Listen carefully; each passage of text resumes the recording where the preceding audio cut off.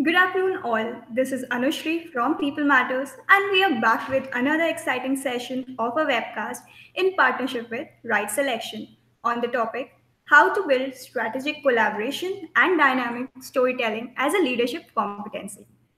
Amongst all the market noise, those who learn how to collaborate strategically in an innovative manner create market gravity. They also tell memorable stories, which are often repeated and remembered.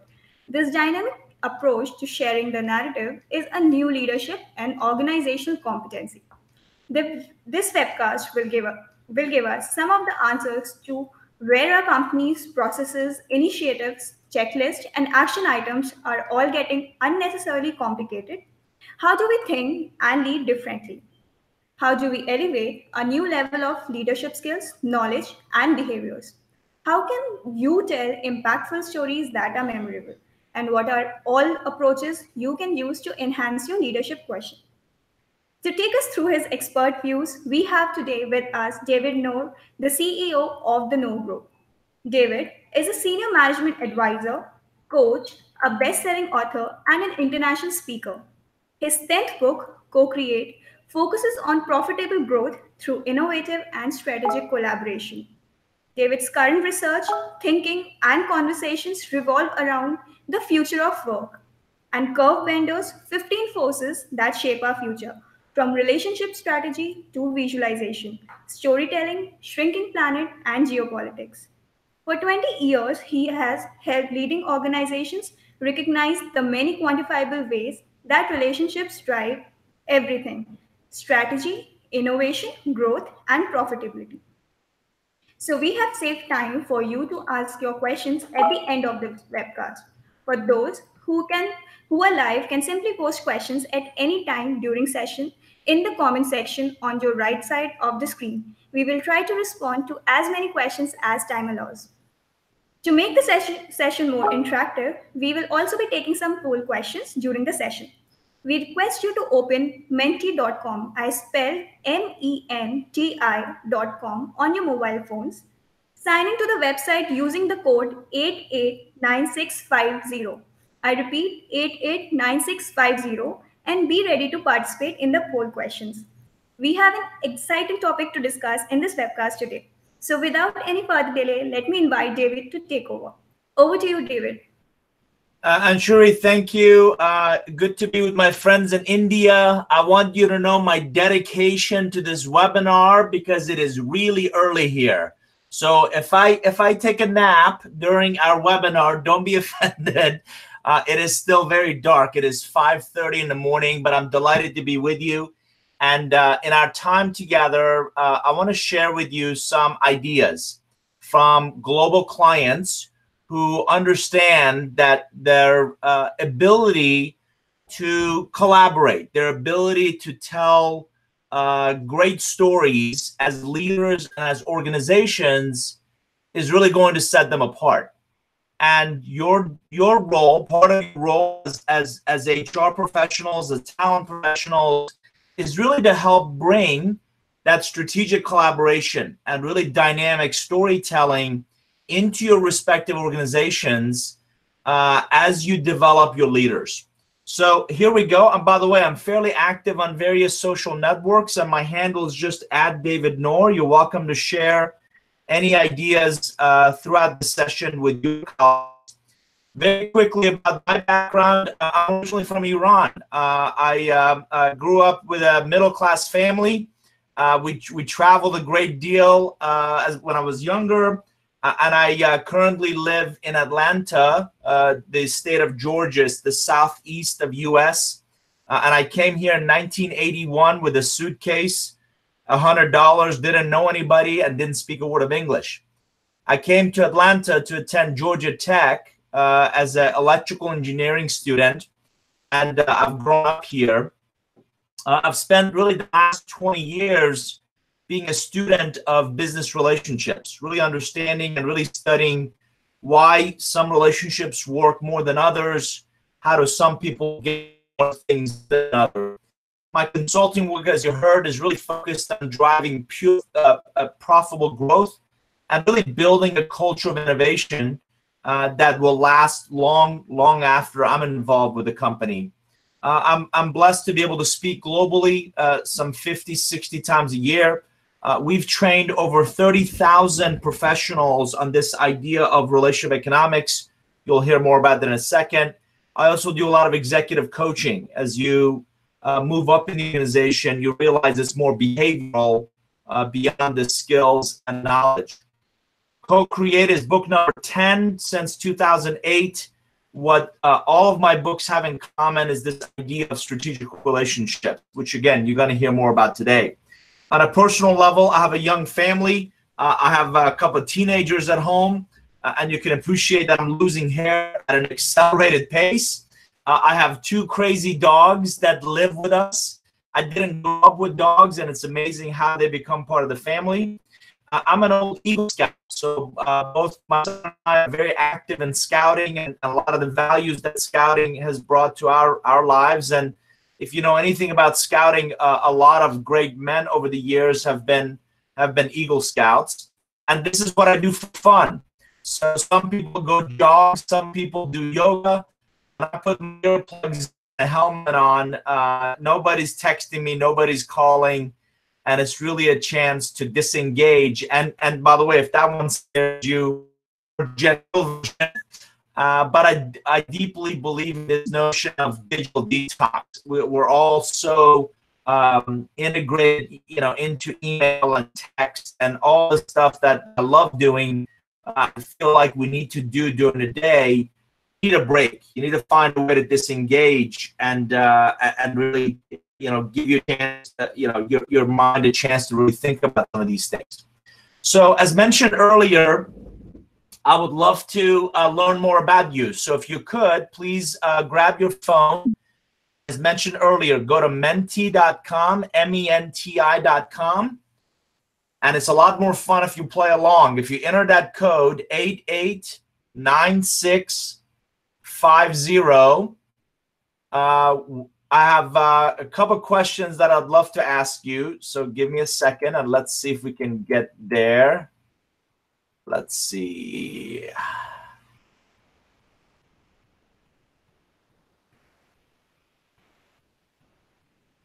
There we go. So actually, what's your role? So if you could just type in, again, menti.com, 889650. A lot more fun if you jump in with us. I want to understand your role. Specifically, what are you focused on? Is it talent acquisition? Is it talent development? Is it benefits? Are you HR manager? Perfect. There we go. We got some folks jumping in with us. Just take a second. Menti.com, 889650. Jump in with what is your role, and it gives me a better sense of the folks that we have on the webinar with us. There we go. Functional Excellence HR. Great. Thank you. Glad you're here. Few more folks. HRIS. Very nice. So we'll give folks a few more seconds to jump in with us, and you'll see this develop into a nice word cloud. And again, we'll continue to use this site and this HRCOE. Great. Centers of Excellence. I'm assuming that's what that is. Those are always fantastic. So a couple more seconds. Want to make sure your vote gets counted in. Consultant, very nice. A couple more seconds. Again, menti.com, 889650. Another second or two, and I'm going to go ahead and move to the next question. If you're ready, people head, great. There we go. Consultant. L&D, very nice. Great, this is fantastic. People are jumping in. Great, keep going. So moving on to the next question. How old are you? If you could just type in a number for me, I get, again, better feel for the audience. Just type in a number. And we'll get a sense for, there we go. We get a sense for the just, again, a little bit more about the audience. Fantastic. There we go. Here we come. HR assistant. Okay, last question. That gets great. There we go. So numbers are coming in. Very nice. Beautiful. So you get a feel for the audience. Great. We've got mid-20s to early 60s. That's fantastic. Organizational development, good. It's important to be on the right question at the right time, right? This is great. This is fantastic. Keep going. Keep going. I've got one more coming. HR assistant, good. Thank you. Thank you. So moving on to the next question. So we're entering our age now. If you could share a number. How old are you? Share a number. Moving on to, if you're ready, we're moving on to the next question. We're moving on to the next question. Here we go. What city are you joining us from? What city are you joining us from? There we go. So there's still the roles are coming in. I'm looking for a city on this question. What city are you joining us from? Bangalore. Very nice. Pune is 26. Nice. Very nice. I'm still learning the geography. Very nice. I'm coming to Mumbai in a couple weeks. So very nice. Bangalore looks like a big concentration. So if you could share what city you're joining us from. There we go. There's some friends from Mumbai. Very nice.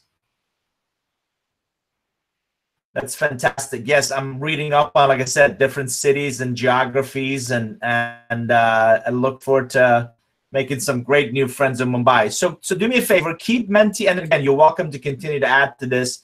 Keep Menti open, and we'll come back to it throughout the presentation. So here's what I thought we could talk about. I want to talk about this evolution and leadership competencies.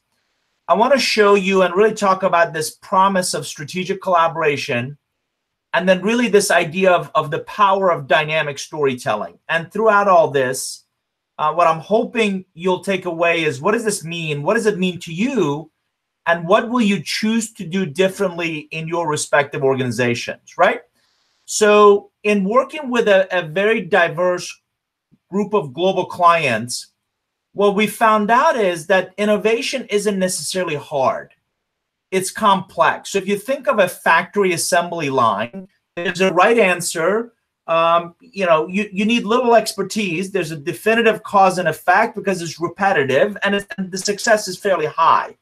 Go a little more complicated, like heart surgery or technology design. There are multiple answers, but again, we've been here. We know how to do this. Success is very high with process precision, with planning, with management. What we're learning about innovation is that it's complex. So think about raising a child, or the human social system, or a cultural transformation. There's no right answer. There's no one way to do this. There's multifaceted, expertise. There's no assurance of success. And simple or complicated approaches are not going to work. As a matter of fact, the World Economic Forum and Economist Magazine, the fourth industrial revolution, right? AI, blockchain, cryptocurrency, drones, a lot of these technologies that are coming into the norm today are going to impact industries like healthcare dramatically, industries like energy and finance, infrastructure, to lesser degree education, are going to dramatically get disrupted from a lot of these types of technologies. So if you think about it, these two companies, Grainger and Amazon, have been around, and Grainger, they've been selling products, and they've been selling industrial products for a long time.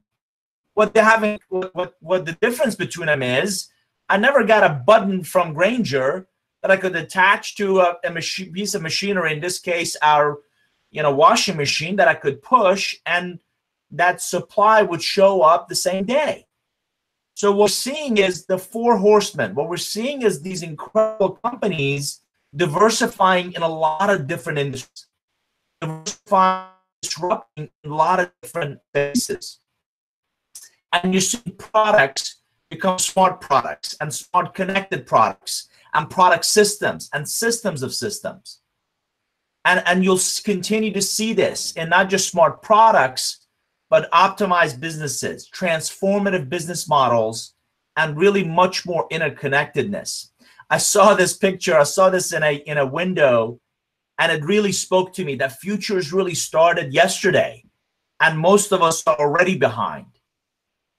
So this is an example of heat map technology that measures retail foot traffic. So if I know the people that are coming in my store, where they're going, would I merchandise my products differently? Would I create a different workflow? This is an example of a company called Spice. They're up in Boston. It's a fully automated kitchen that serves these incredible dishes without any human involvement. So you place your order on an app, and when you show up, right, it mixes it, serves it in a bowl, and serves it to you. So as you start to think about how will I compete, if you're only doing business as usual, right? Yeah, it's very transactional. I'm just not sure how long you're going to stay relevant. If you compete for the moment, which is here's a new product, new service, right? You're momentary, but it feels like more of the same. Only when you continue to ask, how will we compete, regardless of your size, regardless of your industry, how will we compete, not just today, but in the future, that's how you remain relevant. And the best way I can describe it is if you think about a soccer pitch, or what we call soccer, you may call it football, where if you've ever played soccer or hockey or lacrosse or any of these games where, it's rugby versus dynamic, most people will tell you that a lot of the game happens when you don't have the ball. And this is exactly what's happening in our markets. It's incredibly dynamic, and there's few set plays, and you have to move. You have to be agile enough to move in the moment and really have a good view of what's happening in the entire field and really understand the skills, the knowledge, the behaviors of your teammates. And it's not just the superstars. It's not just Ronaldo or Messi up front. It's really the collective team that succeeds. And you see that in tournaments, and you see that in things like World Cup. And we're seeing more of this in our market. And I'll show you more of that in a second. One example that's really important for more companies to understand is this experience journey. And what we found out as I was researching the Co-Create book, in almost every industry, every client starts in the middle and they evaluate. They discover what they need. They consider kind of their options. They come back to evaluation. They buy, and I tell most of my clients the relationship really starts after they buy. They use, they come back to evaluation. So what's critical is not just your brand, right? How is your company, how is your brand perceived? The value proposition, again, that's perceived. And how do you fit in that customer's everyday journey? The combination of those three is what really creates that customer experience. And beyond great products or services, what we're constantly learning is that customer experience is what sets people apart. It really allows you to differentiate yourself from others who may have a similar product or similar offering. We're also seeing a lot of what we call human-centered design, where it's not just about the technology, it's about the people, the business, and the design that come together in that user experience. So what do people perceive your business before they ever interact with you? What kind of experience do you create for them in that initial interaction? And then how do you carry that through all the way? So all of that to say, the traditional leadership styles, if you think of commanding, visionary, affiliative, democratic, pace setting, coaching, they all have different strengths, different attributes. This may be another way you may have seen it of leadership competencies, emerging leaders, senior leader, leadership responsibilities. Unfortunately, a lot of what I'm talking about in dealing with complex situations and a more complicated market are buckets, right? Strategic thinking, communication, leading change. I would submit to you that collaboration that comes from great relationships and storytelling has to become the all-encompassing. Because if you cannot articulate your story as an individual, as a team, and as an organization, you're going to get lost in the noise. And make no mistake about it, in almost every industry, there's a lot of noise. So let's go back to Menti. Let's go back to Menti for a quick second. And I want to find out from you, what do you believe are your top three barriers to this idea of strategic business relationships? Are you too busy or distracted? Is it lack of a consistent process? Do you have a scattered network? You know a lot of people, but they're all scattered all over. Is it lack of motivation? Is it lack of the right relationship building skills? Or you haven't seen the value from past efforts? So go ahead and pick three for me. What are three barriers? If we're talking about collaboration, if we're talking about this idea of storytelling, it really starts fundamentally with great relationships. There you go. Somebody's jumped in. Thank you. So thinking about yourself, what are the top three barriers to you building strategic business relationships? Just take a second and pick the top three and go ahead and at the bottom hit submit. Again, if you've just joined us, menti.com 889650. This is by the way, I cannot see who's voting for what. We all just collectively see together the aggregate data, right? So it looks like too busy and a lot of distractions with a scattered network is leading so far. So just pick three and hit submit. There you go. Scattered network. Yeah. Too busy. Lack right business or relationship building skills. That's interesting. Along with lack of consistent process. Couple more seconds. Want to make sure your vote gets counted. There we go.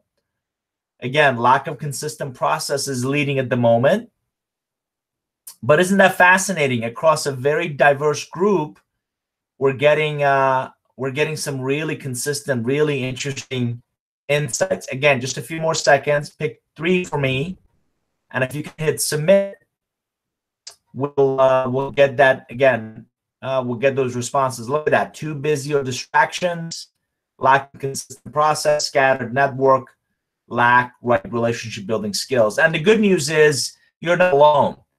Those often are what I'm seeing from having done this, like I said, thousands of different folks on webinars, as well as live workshops and keynotes. So again, I'll keep that open. If you want to continue to vote, we'll come back to it in a second. So if we talk about this idea of now switch gears to strategic collaboration, in my first book, Relationship Economics, I talked a lot about being more intentional about the relationships you choose to invest in. So on the left-hand side, you can see this idea of mapping. In the middle is really a relationship development engine of sustaining, nurturing, requesting, and relating. Co-create is really about the right-hand side, which is how do we capitalize? How do we really take all these relationships that we have, both inside the company, inside the organization, as well as external to it, and capitalize on those? So I would submit to you that like brands, like credibility of a Nobel Prize, like reputation of, in this case, Warren Buffett as an incredible investor, relationships are also more than just a soft skill. Relationships have a very real value within that team, within the organization. So this is an example of a relationship mapping technology we use that you may see my name at the top, David Noor. If I'm trying to reach John Finnegan, who is CEO of a big insurance company, I know Raymond King, who knows Karen Williams, who's on John's board. So in essence, over the years, we've proven you're typically 3 degrees, 3 connections away from almost anybody else you're trying to meet. The challenge is most people are not as disciplined. They're not as strategic. They're not as focused on that process.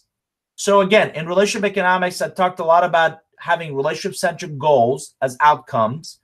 Pivotal contacts are all about who do you need. Your existing relationship bank is all about who do you know.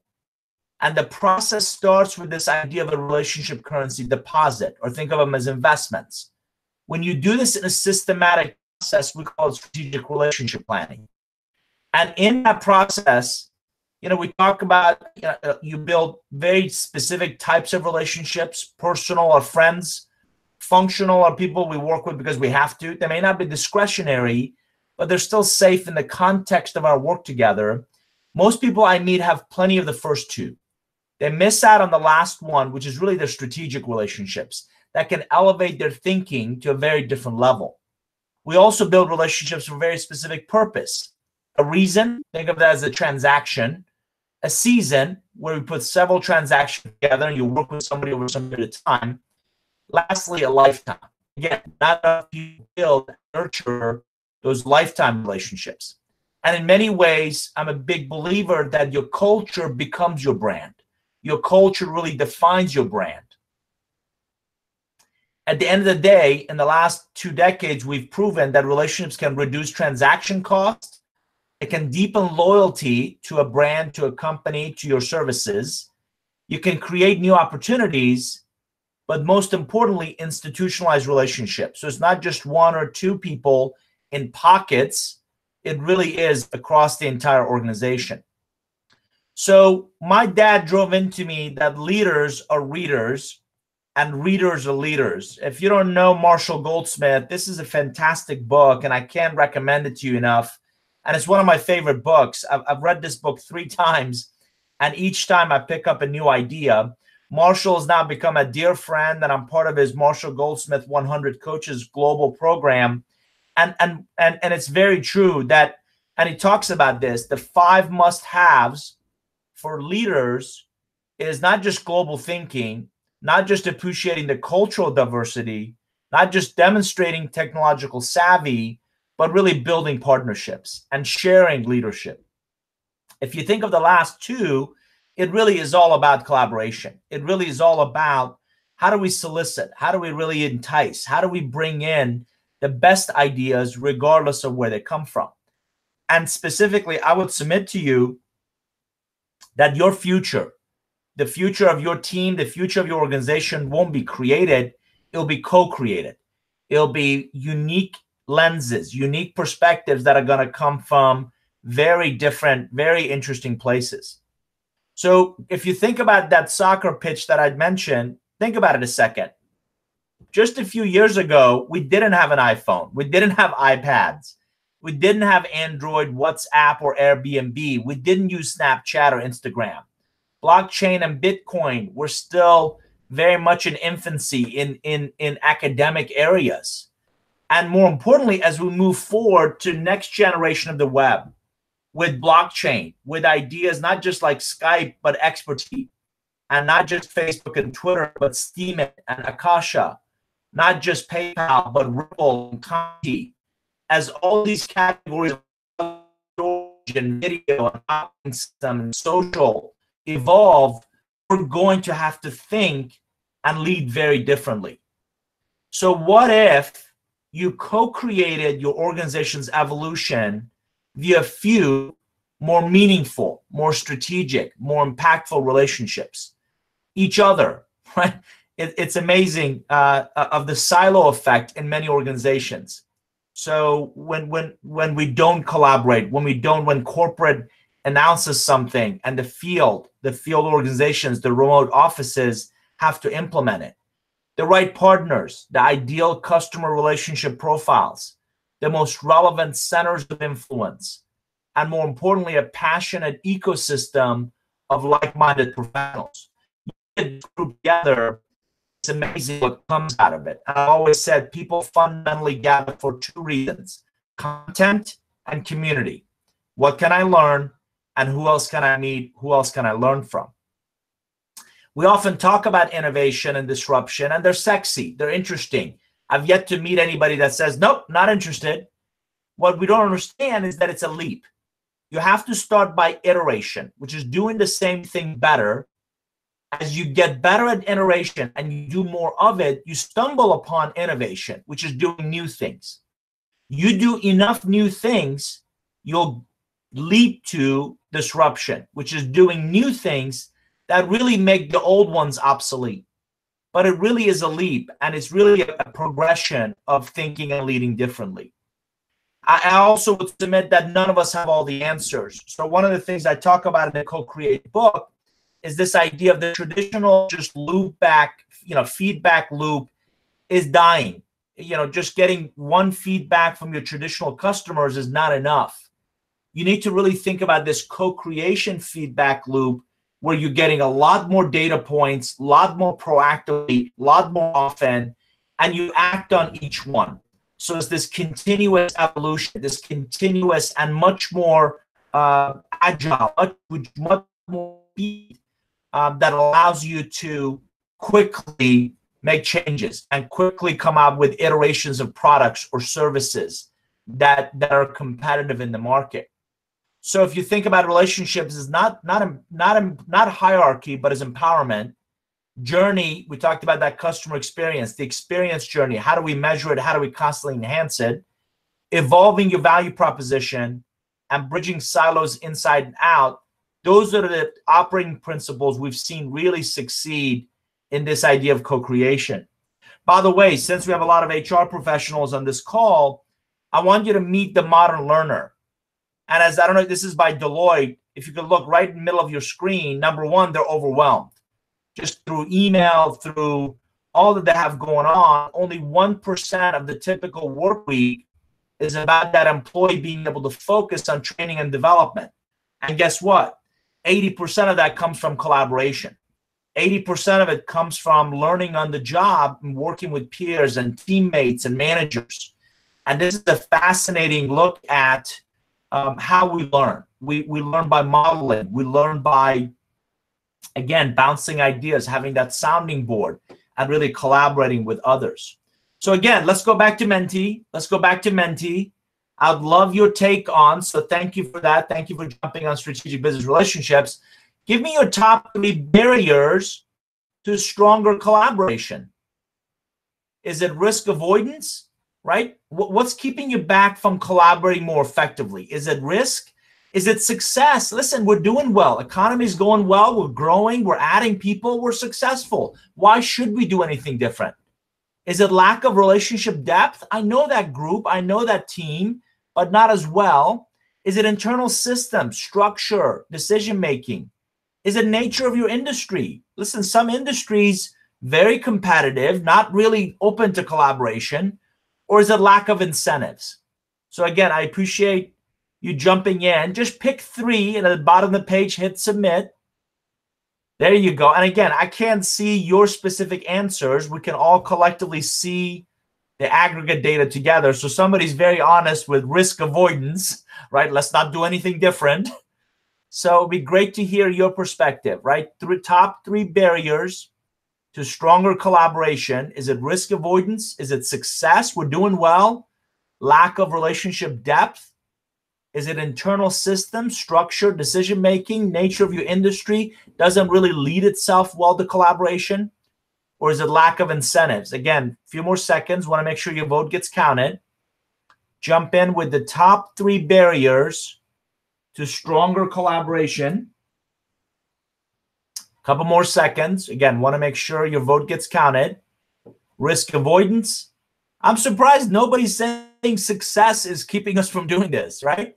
Lack of relationship depth, internal systems and structure, nature of our industry, lack of incentive. Look, isn't that interesting? Lack of relationship depth behind that internal systems, right? Didn't we implement all that software and all that technology and all those tools to make us better at this, make us more efficient?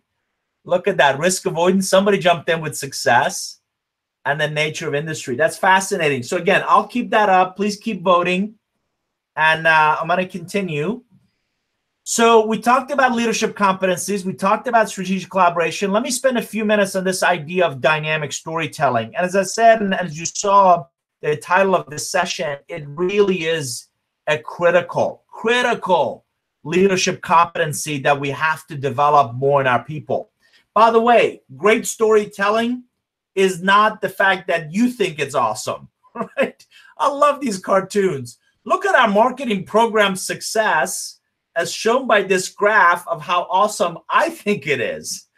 How many times have you and I have seen executives or people get in front of the room and let me show you how smart I am, or let me show you how fantastic I think our program is. Nobody takes you seriously if you think that story is cool. Great storytelling is all about engaging, joking aside, engaging and influencing others, engaging their thinking, influencing their call to action. So I have a question of you. Which one is more clear? Option A, where we've all seen what I call death by PowerPoint. You sit there, let me show you silos and all kinds of text and all kinds of words and all kinds of things that just make your eyes hurt. So this is option A. Or option B, which is, what if I showed you one picture that showed our strategy and showed our path forward, and I really took you through why we want to build quality solutions, why we want to be a great place to work, why we need effective communication. So if I wanted to show you visually the difference between bad or reactive, in this case, that was gray and it was cloudy and it was ugly, and now good, which is again clear and concise and organized. Could you see that visually in this slide? So this idea of communicating your story visually is a powerful one, and it's really the intersection of three critical elements: visual thinking, storytelling, and information design. So critical element one is visual thinking. And as you can see, visual thinking is about imagining, it's about seeing, it's about drawing, it's about reflecting that visual mind. So one thing you found fascinating stories is, paint a picture for me. Tell me where we're going as a team. Tell me where we're going as a company. What happens is it takes the complexity, and unfortunately, a lot of our businesses has become just unnecessarily complicated. So what happens is it takes complexity and creates clarity. It also is a great way to lead to storytelling. And we'll talk more about this in a second, but enormous amount of power in storytelling. When we all hear great stories, I don't know about you, but I distinctly remember being a young child, and my grandfather was a fantastic storyteller with all the cousins, and we would sit around and listen to my grandfather, and we didn't have, slides or presentations, or he would just use the power of the language and really build a phenomenal story that had all of us at the edge of our seats. And we couldn't wait to figure out what happened to that character, or what happened to that villain, or what happened in that scene or that story. And for I'm telling you, I remember, and as you know how hard it is for all of us to sit as kids.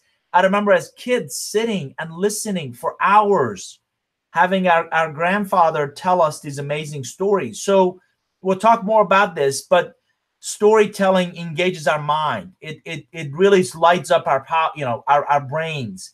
It gets our brains and our hearts involved. And we'll talk about the hero's journey in a second.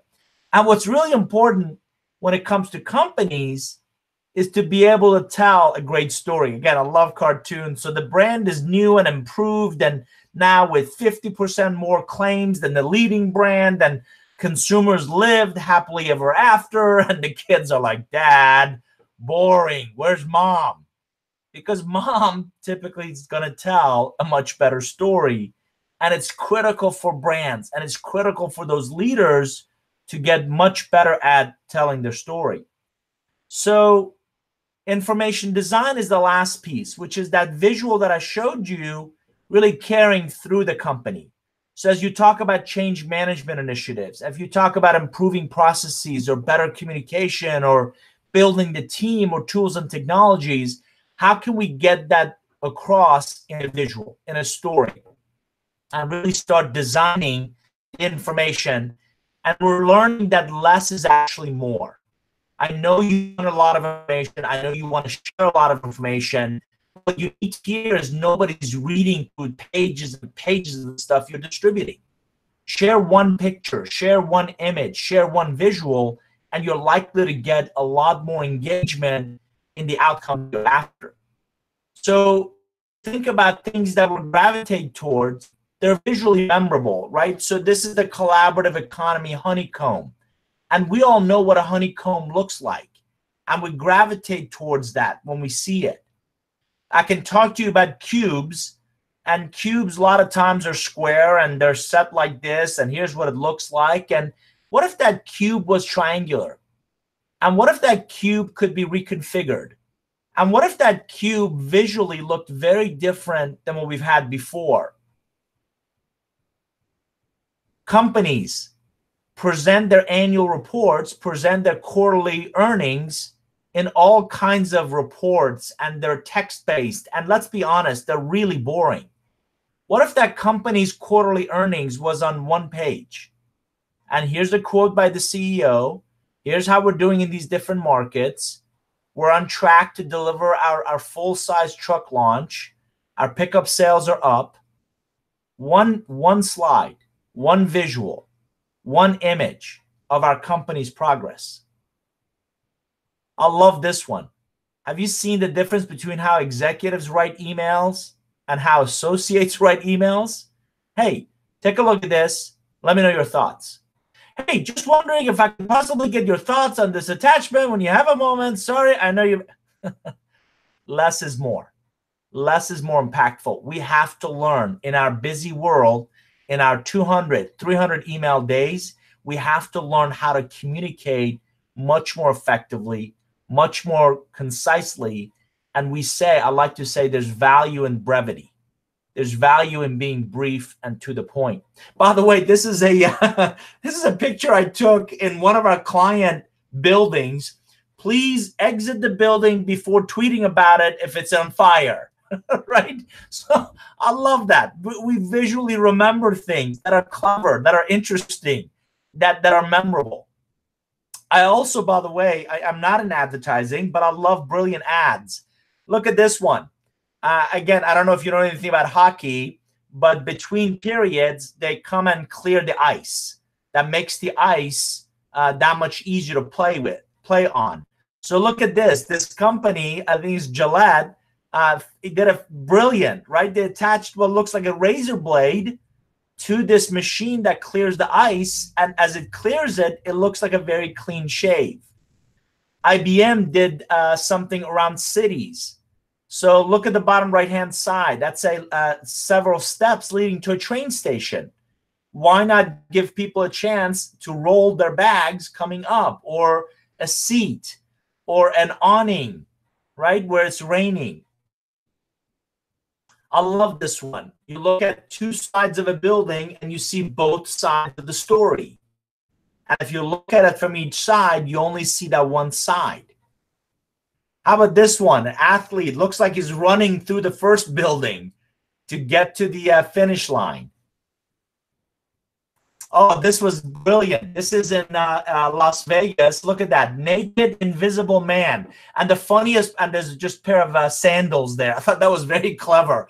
The funniest part about this was people were actually putting change in that bucket because of how clever it was. Look at this one. This one runs on fat and saves you money. This one runs on money and makes you fat. This was painted in a bicycle lane. How about this one? Quit smoking. It's an example of a video game, and it actually takes out different parts of your lung as you play it. Again, very clever. So visual communication stays with us. We remember it. So I have a very serious question of you. I have a very serious question right now. Very serious question. Very serious question. Are you having fun? Are you having fun? Because if you're not having fun, I'm leaving. It's over between us. So jump in real quickly and tell me, are you having fun? Menti.com 889650. Very quickly jump in for me. Are you having fun? There we go. I like it. Thank you. You know, if you're not having fun, you know, we shouldn't be doing this. I love it. Glad you're here. Thank you. I'll keep that up. Keep coming back. Keep coming back and adding your comments to that very serious question. So why stories matter? Stories engage us. Stories create conversation. Stories we relate to. Stories compare and give us examples of qualities of people. Human stories remind us. Human stories communicate much more effectively. They build support around issues. So we use, again, another really good tool is this idea of an empathy map. And stories, again, you need to hear this from me if you don't hear anything else. It is not about you. The stories you tell are not about you. It's about how others are better off because of you. So one way to start by building a great story is really think about the target audience. Who's the target audience? What are the outcomes you're after? What story do you want to tell? In that order. Who's your target audience? What outcomes are we after? What do you want these people to think, feel, do differently? What's the story? And a really good tool that we use for that is called empathy mapping that helps you get there. Storytelling affects our brain, right? So neural coupling, story activates part of the brain that when we listen, it really excites us. It really engages us if it's interesting. Listeners experience stories in their brain, and you kind of take them there. The brain releases dopamine, so it gets us emotionally engaged, right? It's easier for us to remember with a lot more accuracy. People remember. We live our lives in stories, and it also creates this cortex. So the brain gets activated when a story is well told. And we remember motor, we remember sensory, we remember, and again, when you've heard a great story of somebody that takes you there, you can feel the cold air, or you can see the beautiful trees and leaves and landscape, or the lake, or the mountains. So when people describe stories with texture, that's how we remember. I found some fascinating research about students that were being recruited at universities. And those who heard a story about the company, it really brought the company to top of where they wanted to go work. Those that were most excited about, a Gallup organization did research on those who were most excited about promotion into a job that they've never had before. The ones that were most successful in the first 6 months is because they heard a story, they heard a vision from the leaders on what they believed they could accomplish in that role. So stories have this incredible power in our minds. By the way, you want proof? If you look at why, this is a study of why, I know there's some of you on the call are with smaller companies.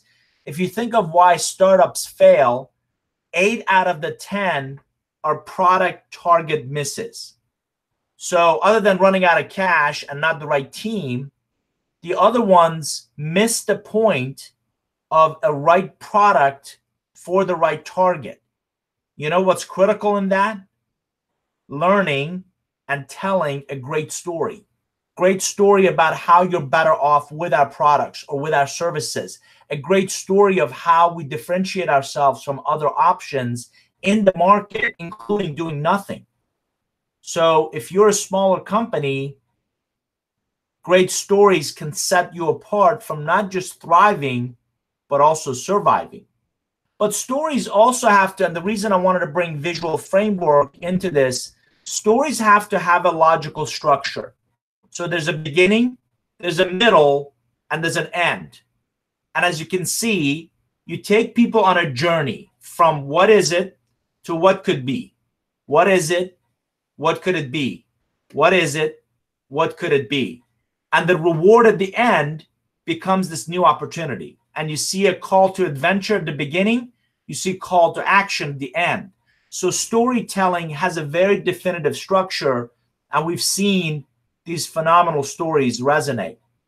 So in terms of it as a new corporate competency, it's an opportunity for leaders to really articulate what are our values. This is our target audience. You cannot be everything to everybody. What do they want? Where are you taking them? What are their values? What do they want? All of that becomes, what's your story? What story do you want to tell? What story do you want to be remembered and repeated? So let's go to Mentee. Again, there's a lot we could cover. Oh, somebody's not having fun. That's it. It's over between us. I'm going back to bed. So give me one takeaway. From all that I've shared with you, just type in for me one takeaway. And again, I think we've got a few minutes, and I want to open it up to questions. One takeaway Just type in for me one takeaway from this. Very insightful. Thank you. One takeaway from this session. What will you take away from? I've shared a lot with you. What resonates with you? What will you remember from this session? Go ahead and just type in one takeaway from this co-create session.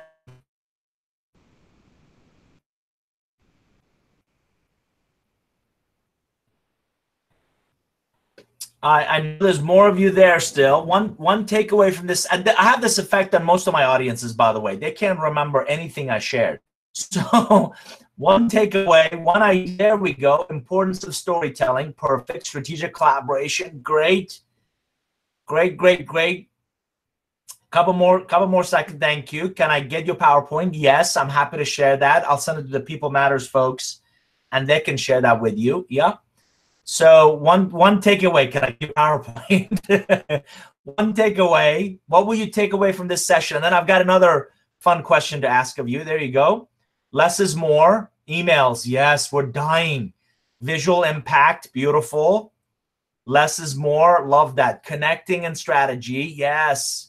Visual impact. Storytelling. Yes. Those are all critical. Very much so. Yes. Jump in. Co-creating. Yes. You were listening. That's fantastic. Okay. So here's another fun one. Here's another fun one. You ready? Next one. Here we go. One emoji.